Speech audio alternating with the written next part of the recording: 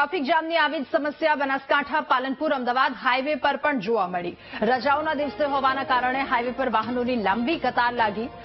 વતન જતા તેમજ ફરવા જઈ રહેલા લોકોના વાહનોની લાંબી લાઈનો લાગી। એરોમા સર્કલથી ગઠામણ પાટિયા પાસે વાહનોનો ભારે ઘસારો જોવા મળ્યો।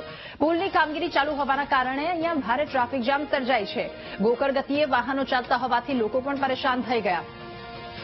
વધુ માહિતી મેળવીશું સંવાદદાતા મોગજી પાસેથી। મોગજી, પુલની કામગીરી એક તરફ ચાલુ છે, ટ્રાફિક જામ હાલની પરિસ્થિતિ શું છે?